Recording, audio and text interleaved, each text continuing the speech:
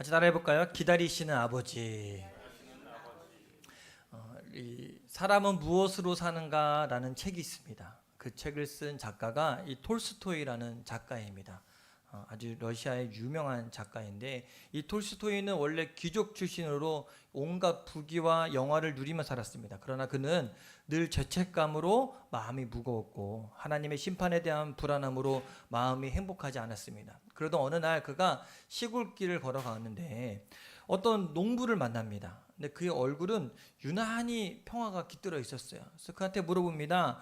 어떻게 그렇게 얼굴이 평안합니까? 그랬더니 농부가 하는 말이, 저는 하나님을 의지하고 살기 때문에 마음에 늘 기쁨이 넘칩니다 라고 이야기해요.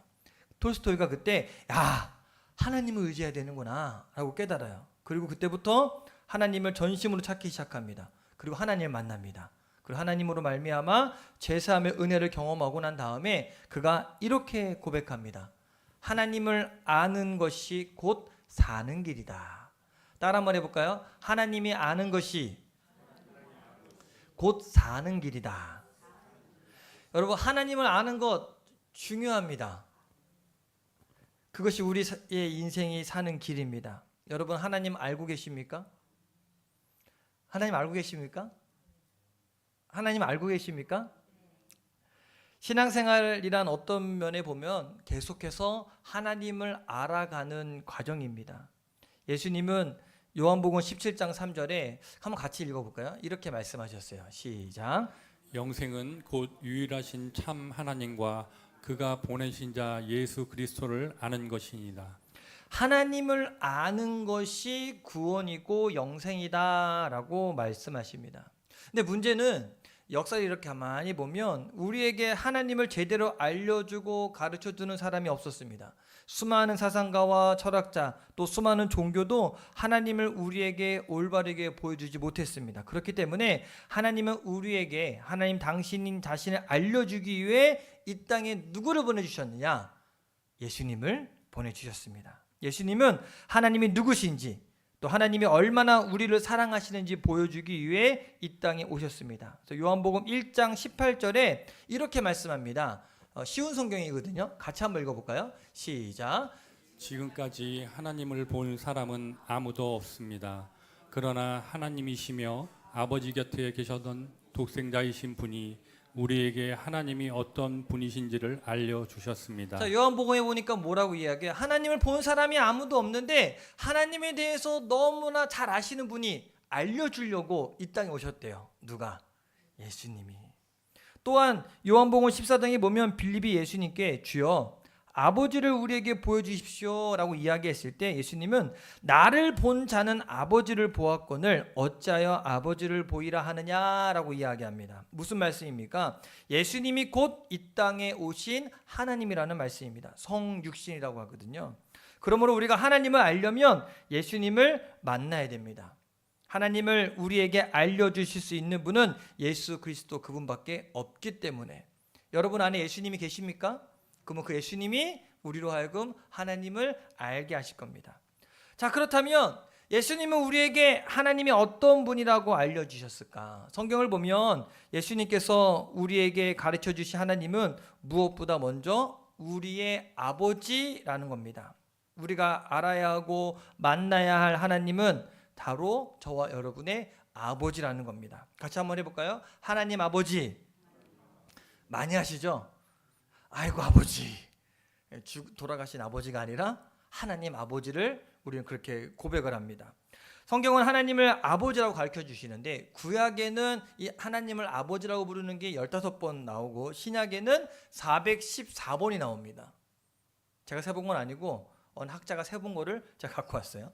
하나님을 아버지라고 기록하고 있는데 그중에 이 사복음서에만 274번이 기록되어 있고 그 사복음서 중에 예수님이 직접 하나님을 아버지라고 이야기한 게 170번이나 됩니다. 말하자면 예수님께서 아버지라고 부르신 그분, 예수님의 아버지가 바로 저와 여러분의 아버지가 되신다는 겁니다.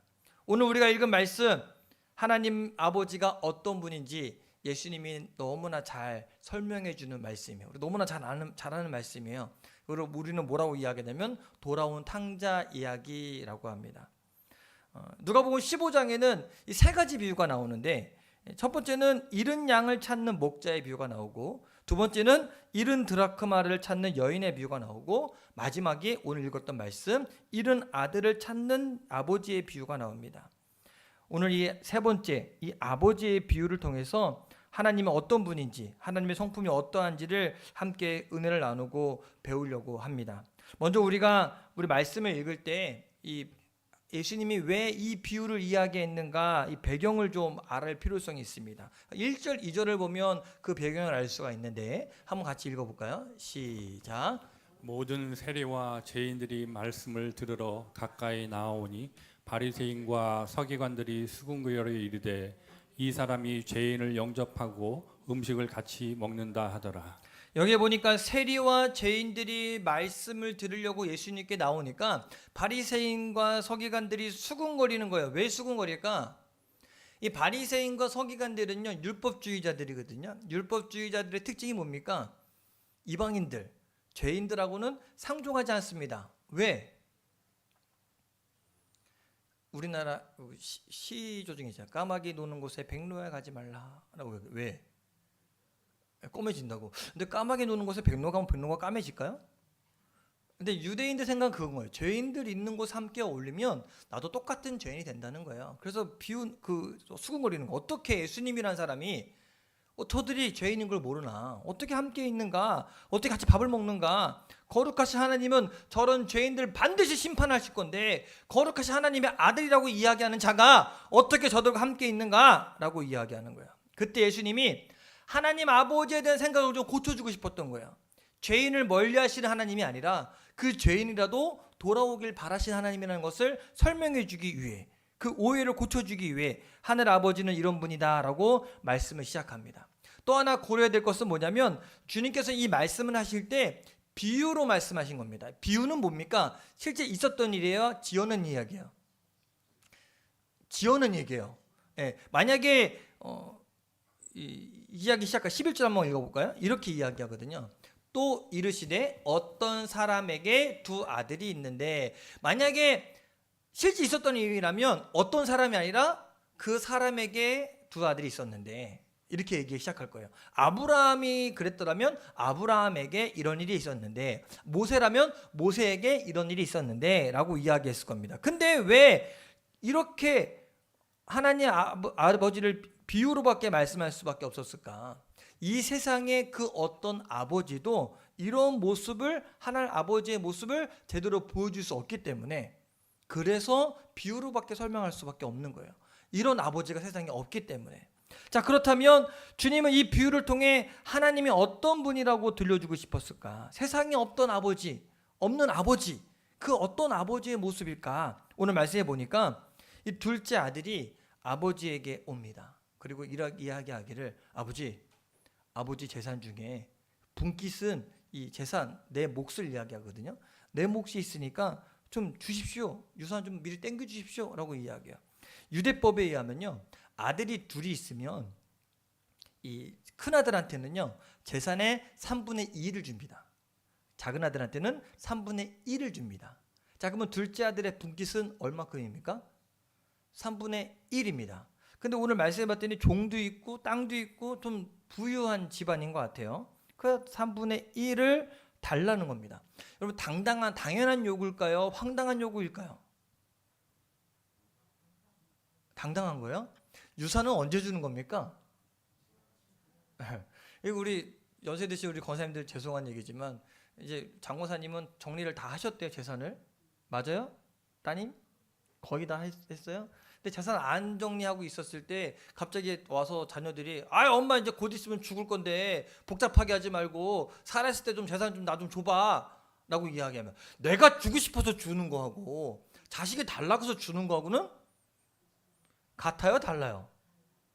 뭐 전 줄 것도 없지만 우리 하람이가 아빠 나 이제 고등학생이 됐으니까 나 필요한 거 좀 사게, 아빠 재산 좀 주시오. 나 장남이니까 아버지 재산의 3분의 2 나한테 줘야 되니까 주십시오라고 이야기하면 뭐 줄 것도 없어요, 저는. 근데 그러면 제가 괘씸해서 줄까요, 안 줄까요? 말도 안 되는 요구를 하는 거예요. 보듯이 살아계시는데 유산을 달라는 게 얼마나 황당합니까? 아마 세상 아버지라면 좋은 소리가 나오지 않을 가능성이 더 큽니다. 못된 아들이라고 혼내주었을 겁니다. 근데 오늘 말씀에 이 아버지는요, 더 토시를 붙이지 않아요. 그냥 허락해줘요. 중간에 좀 실랑이를 했다, 안 주려고 했지만 워낙 강력하게 이야기해서 주었다, 이런 얘기가 없습니다. 그냥 허락해 줍니다. 여기서 우리가 하나님 아버지의 성품을 알 수 있는데, 그게 뭐냐면 따라 한번 해볼까요? 허락하시는 아버지. 아버지가 아들의 요구를 허락했다는 것은요, 인격적인 아버지라는 것을 알 수 있어요. 하나님의 뜻이 아님에도 불구하고 허락을 해주신다는 겁니다. 하나님이 우리를 창조하실 때 우리를 하나님의 형상으로만 만든 것이 아니라 뿐만 아니라 우리에게 뭘 줬습니까? 자유의 의지를 줬어요. 자유롭게 살아갈 수 있게. 그렇게 함으로 하나님은 우리와 함께 교제하기를 원하십니다. 그래서 우리를 강요하거나 강제하시는 분이 아닙니다. 억지로 끌어다가 묶어다가 앉혀놓으시는 분이 아닙니다. 우리에게 완벽한 자유를 주셨어요. 그래서 하나님은 우리에게 허락을 하십니다. 하나님 뜻이 아니어도 우리가 달라고 하면 허락하십니다. 그런데 여러분, 우리가 중요한 영적인 원리를 알 수 있는데, 하나님의 뜻이 아니더라도 우리가 간절히 구하고 기도하면 허락해 주신다는 거예요. 즉 무슨 이야기냐면, 우리가 무조건 달라고 했는데 기도 응답이 됐어.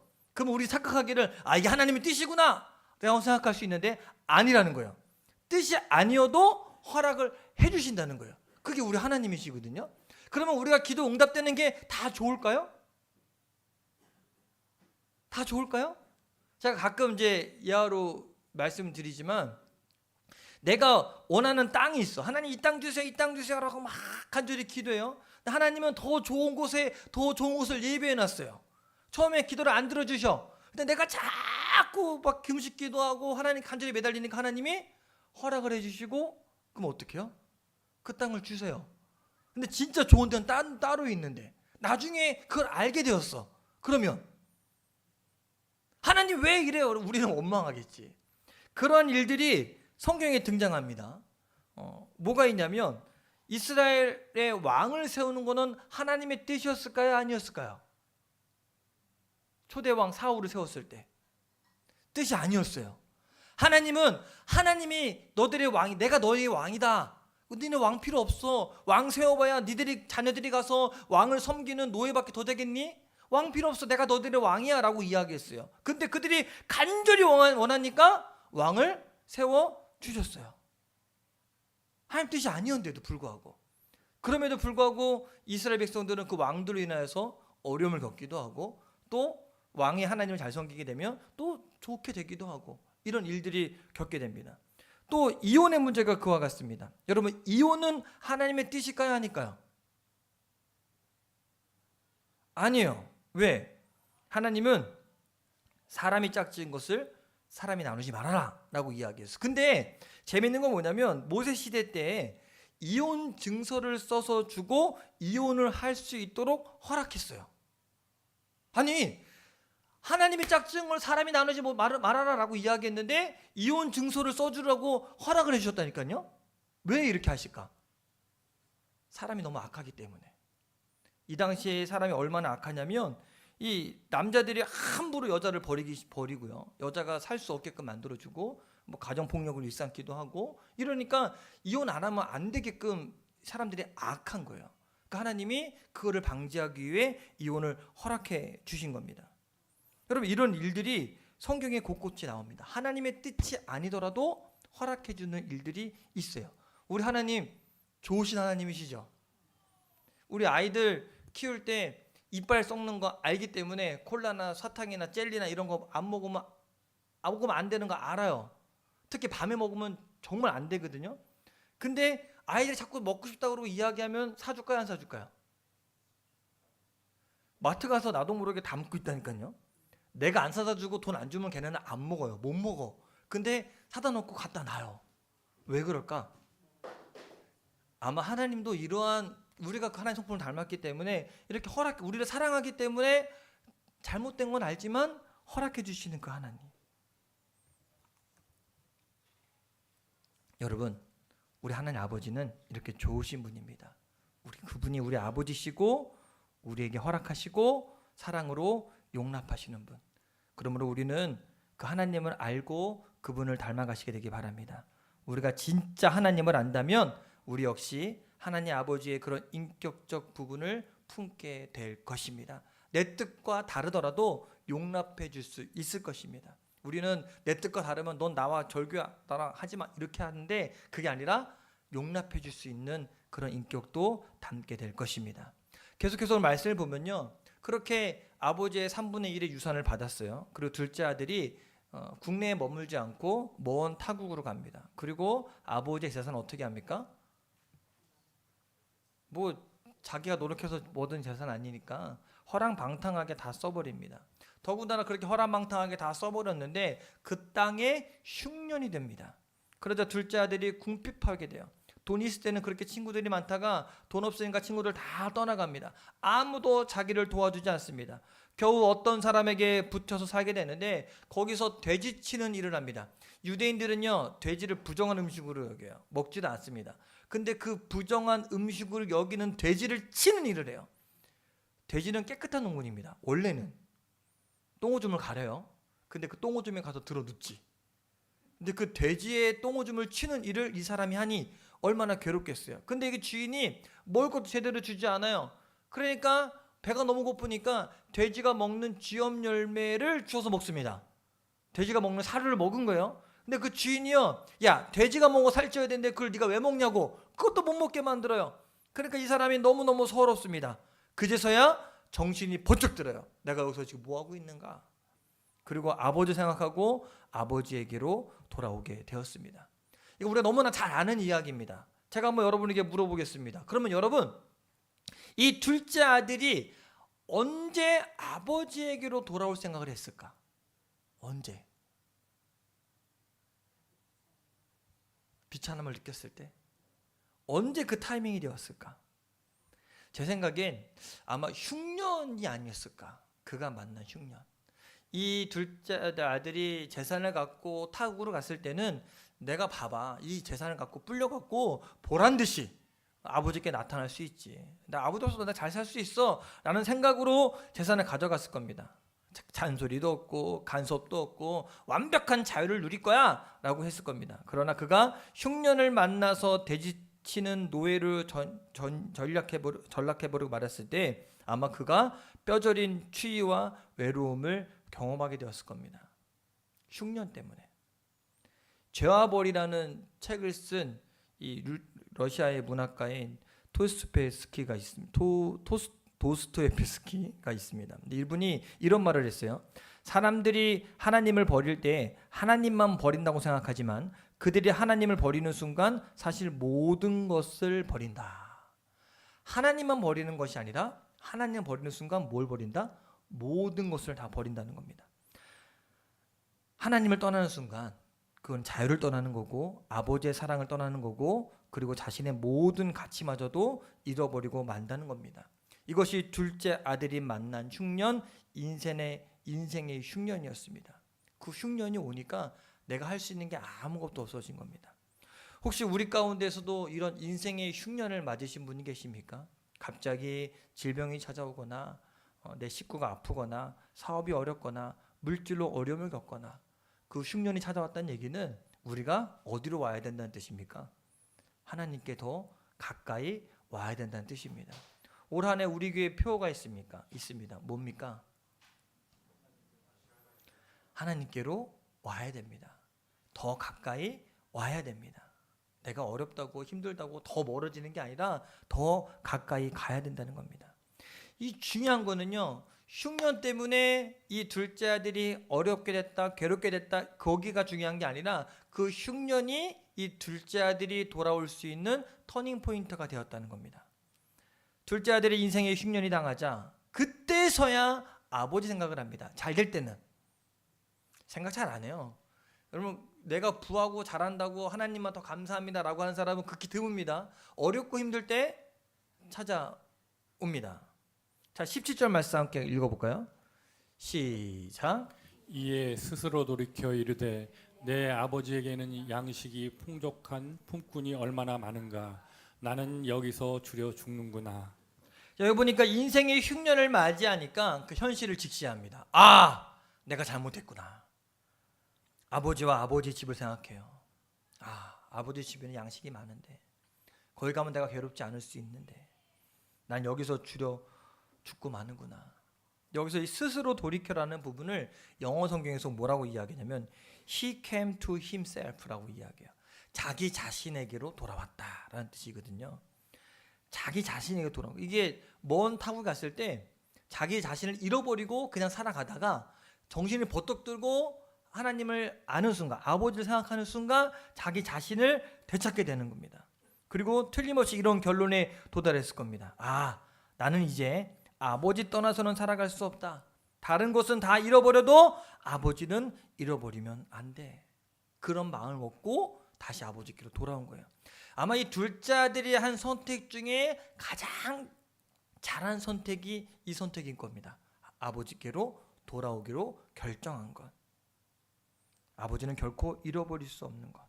돈은 다 잃어버려도, 건강 잃어버려도, 우리 인생에 잃어버려서는 절대 안 되는 것. 바로 그것이 아버지라는 겁니다. 따라 한번 해볼까요? 결코 잃어버릴 수 없는 것. 하나님 아버지. 여러분, 인생의 흉년은요, 누구에게나 있을 수 있습니다. 그때 인생의 흉년을 만나게 되거든 여러분들은 그 흉년 속에서 결코 잃어버려서는 안 되는 분이 계시다는 것 꼭 기억하시게 되길 주님의 이름으로 간절히 축원합니다. 어저께 설교 준비를 하고 있는데 한 목사님과 전화 통화를 했어요. 통화하면서 이런저런 얘기하다가 그 목사님이 그래요. 아유, 우리 교회도 좀 부흥해서 송정교회처럼 주일학교가 많아지면 좋겠다고 이야기해요. 자, 그래서 그랬어요. 목사님 예배 언제 드리세요? 그랬더니 아우, 제가요 일 때문에요 아르바이트를 하면은 9시도 드리고요 10시도 드리고요 11시도 드려요. 그래서 목사님 그렇게 하시면, 목사님이 그렇게 하시면 성도가 일이 있을 때 나도 바쁘니까 9시 드리고 10시 드리고 11시 드릴게요 이래도 되지 않겠냐고. 시간을 정해놓고 하나님 중심으로 사셔야 돼요. 목사님 예배 회복하셔야 돼요. 예배 잘 드리셔야 돼요. 목사가 목사한테 제가 설교를 했어요. 그러니까 그분이 알죠. 근데 상황이 어려우면요 어려울수록 더 그렇게 하셔야 돼요. 하나님께 더 바로 주셔야 돼요. 그렇게 하고 전화를 끊었는데 모르겠어요. 근데 그 목사님 결정하셔야 될 문제긴 하지만 여러분, 삶이 어려우면요 목사나 권사나 집사나 성도나 똑같이 어렵고 고민하게 됩니다. 내가 선택을 어떻게 하느냐. 근데 우리가 그때 하나님께로 돌아오는 선택을 합시다. 더 하나님께 예배하고 더 하나님께 기도하고 더 하나님께 붙잡힌 삶을 살면 인생의 흉년이 더 하나님과 가까워질 수 있는 아주 좋은 기회가 될 것입니다. 세 번째, 우리가 오늘 말씀을 통해 배울 수 있는 건 우리 하나님은 기다리시는 아버지라는 겁니다. 따라 한번 해볼까요? 기다리시는 아버지. 20절 한번 같이 한번 읽어볼까요? 시작. 이에 일어나서 아버지께로 돌아가니라. 아직도 거리가 먼데 아버지가 그를 보고 측은히 여겨 달려가 목을 안고 입을 맞추니.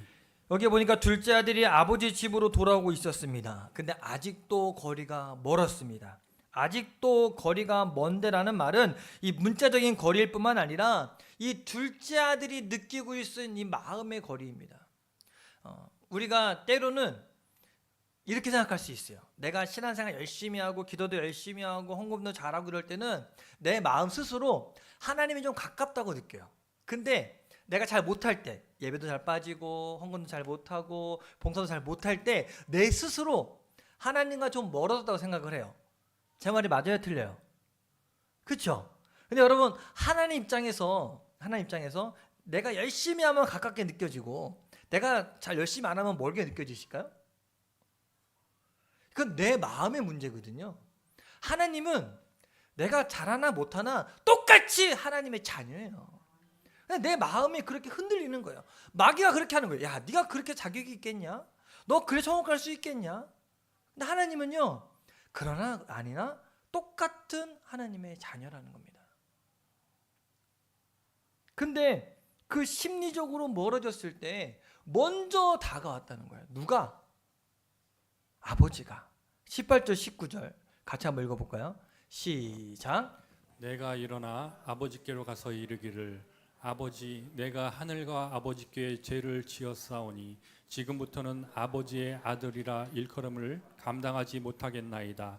나를 품꾼의 하나로 보소서 하리라 하고. 이 사람은요, 둘째 아들은 도저히 아버지 가까이 나갈 수 있는 그런 마음의 상태가 아니었다는 것을 문자적으로 보여주는 거예요. 근데 그 마음을 알고 아버지가 먼저 발견하고 아버지가 먼저 달려오고 아버지가 먼저 그 아들을 끌어안아 준 겁니다. 아들이 먼저 간 게 아니라 하나님도 아세요. 우리가 죄를 짓고 우리가 하나님과 서먹서먹해지다는 것, 관계가 어색해지는 것 하나님도 아세요. 그래서 항상 먼저 불러주시는 건 누구예요? 하나님이에요. 기다려주시는 거예요.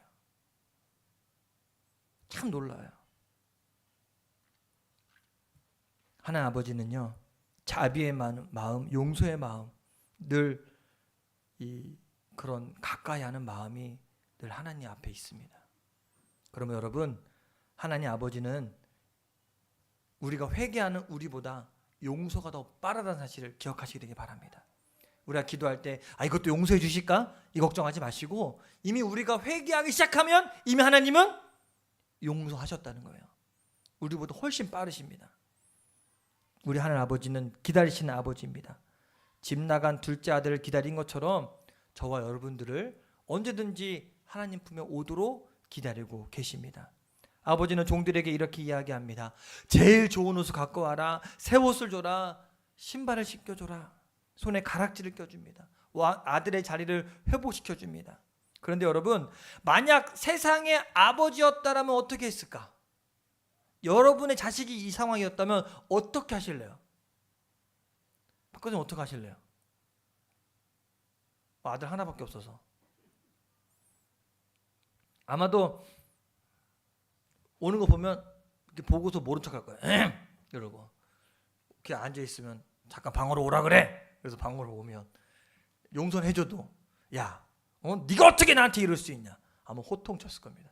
아니면 몽둥이 들고서는 놈 새끼 다시 돌아오지 마. 아마 이랬을지도 몰라요. 이게 이 세상 아버지입니다. 그런데 우리 아버지는 이 아들이 죄를 고백하기 전에 이미 용서하셨어요. 이미 올 때 이미 용서가 된 거예요. 하나님은 우리 인간들을 미리 용서해 놓으시고 기다리십니다. 그게 예수님의 십자가의 사건입니다.